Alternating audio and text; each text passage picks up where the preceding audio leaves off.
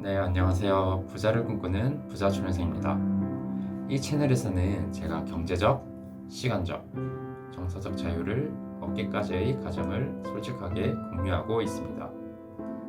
실패를 경험하게 되더라도 솔직하게 제 경험을 공유하고자 합니다. 오늘은 아직 끝나지 않은 현재 진행 중인 제 부동산 투자 경험을 공유하고자 합니다. 지난 다른 영상에서 저는 21년 7월 경기도 조정 지역에 첫 아파트 부동산 투자를 하게 된 경험을 말씀드렸습니다.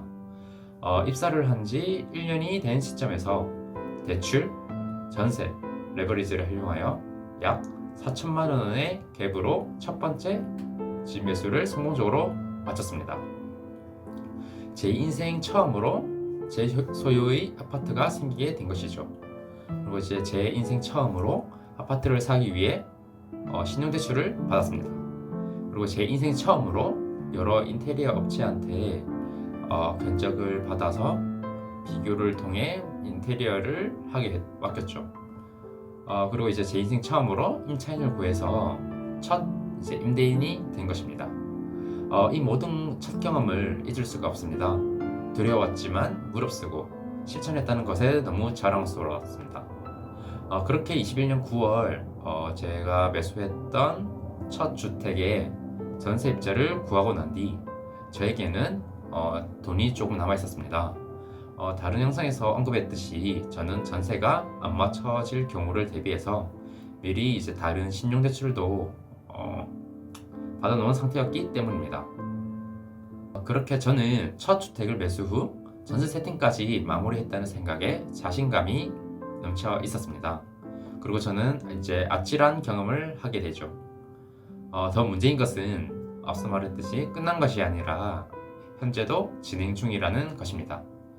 부끄러운 투자 경험입니다. 주변에서 투자자들은 자신만의 원칙을 가지고 투자를 해야 한다고 강조합니다. 그렇지 않으면 주변에 흔들릴 수 있고 이제 실수를 할 수 있기 때문이죠. 하지만 저는 첫 투자를 나만의 원칙을 세우고 투자한 것은 아니었습니다. 단지 제가 가용할 수 있는 자금 내에서 제가 살 수 있는 이제 아파트를 매수한 것이었죠. 저만의 원칙이 정립되어 있는 상황이 아닌 상태에서 조정 지역의 세팅 한 건을 완료했다는 생각에 곧바로 비조정 지역 아파트에 관심을 가지고 임장을 다녔습니다. 당시 부동산 시장이 상승기였기 때문에 조금 조급했던 것 같아요. 그리고 그날 저는 후회할 만한 행동을 하고 옵니다. 바로 두 번째 아파트를 비조정 지역에서 임장하러 갔다가 덜컥 계약을 하고 온 것이죠. 지금 생각하면 미친 짓이었습니다. 앞으로 절대 해서는 안 되는 짓이죠. 지금도 굉장히 많이 반성을 하고 있습니다. 첫 주택을 세팅한 이후 과도한 자신감이 공부도 제대로 되어 있지 않은 상태에서 부동산 사장님 말에 홀라당 넘어간 것이죠. 물론 제 잘못입니다. 누굴 탓하겠습니까? 저 자신을 탓할 수밖에 없습니다. 당시 제가 매수를 한 이유를 돌이켜 생각해보면 해당 단지에 나온 매물에서 상대적으로 제일 저렴한 금액을 매수했고 전세 매물 또한 쌓여있지 않아서입니다. 그래서 이제 전세 세팅이 조금 용이할 것 같았고 이제 부동산 사장님께서도 역시나 금방 전세를 맞출 수 있을 것이라고 자신감 있게 말씀해 주셨죠.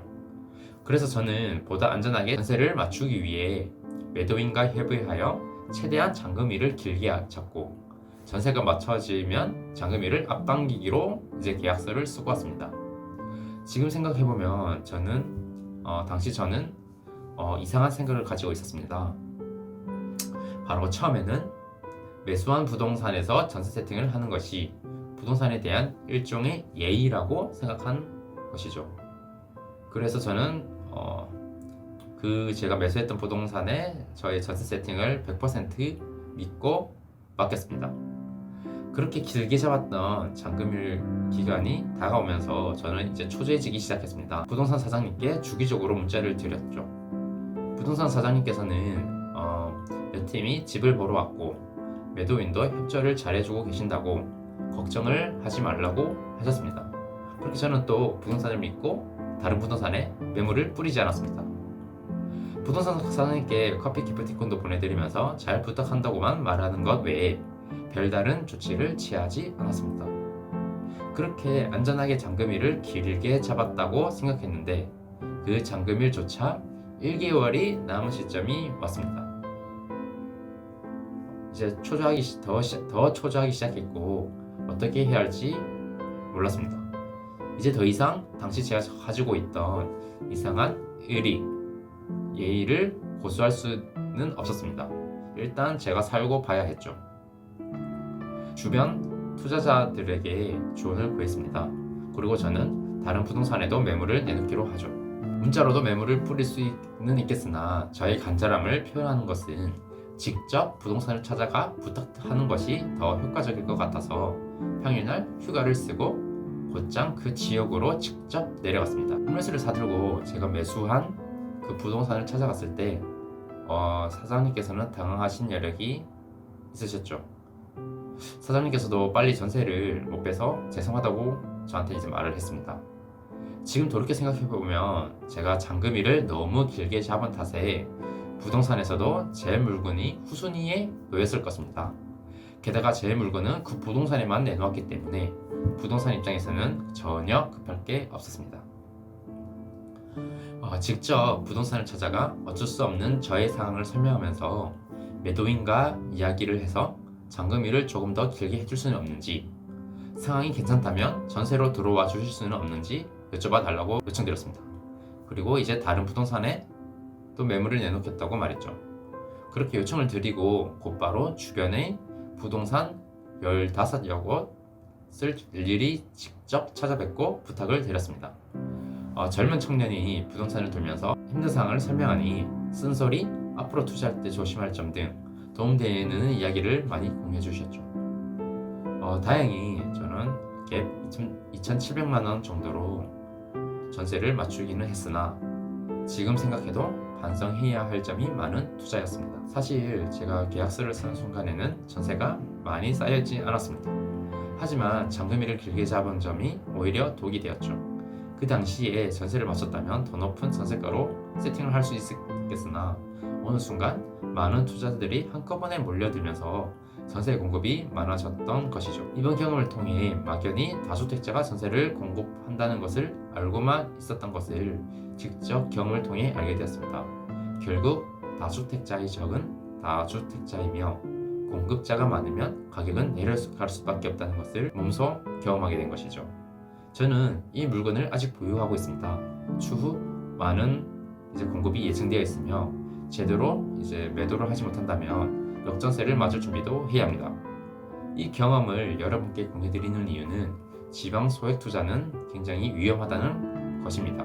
하지만 그렇다고 해서 기회가 없는 것도 아니죠.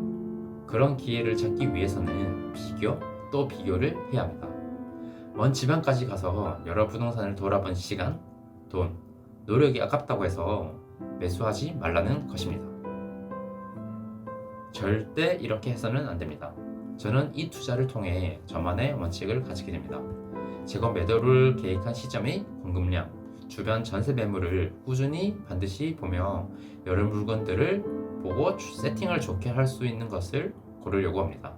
그리고 매수를 할 때는 확실히 왜 샀는지에 대해서 생각을 하고 언제 매도를 하려고 하는지 나름 계획을 세우고 다양한 케이스에 대해서 고려하게 됩니다. 세팅을 좋게 할 수 있는 물건이라 함은 다음 매수인에게 제 물건을 매수하고 돈을 벌 여지를 남기는 것입니다.